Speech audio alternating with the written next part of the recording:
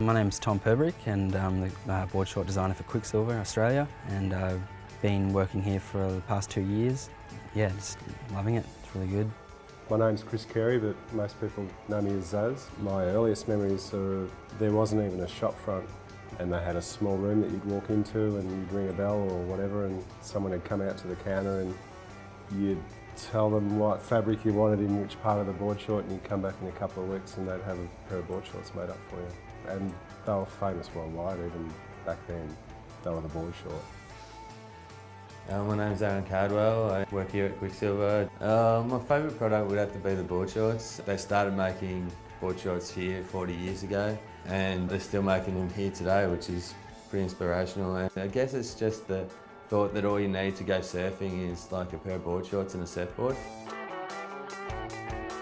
Yeah, we get our design inspiration from pretty much everywhere, you know, surfing, or whether it be out and about, you know, shopping, or even reading magazines or watching a surf video. But I mean, a lot of the time we get our inspiration from within these walls. The whole of the office is lined with, you know, Quiksilver original prints and graphics from when Quiksilver started, so you don't have to go very far to be inspired, that's for sure. Adobe products just help us be creative and not have to think about how do I do that. A lot of things look different on different devices and different screens, you know, whether it's a video or a Facebook post. So what works really well on mobiles is nice tight crops.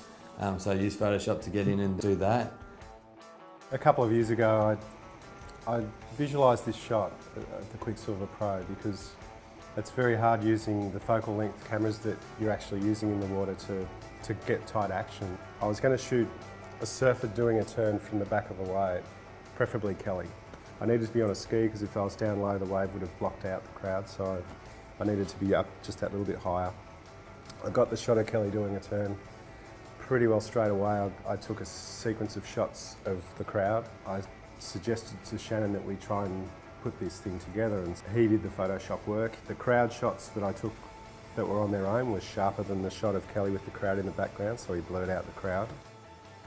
Stitching and superimposing and fading and doing everything that was possible in Photoshop, they ended up with this one big beautiful panoramic shot that ended up being one of the most requested shots of the Quiksilver Pro. For me as a photographer, Adobe helps translate by pulling the best out of an image.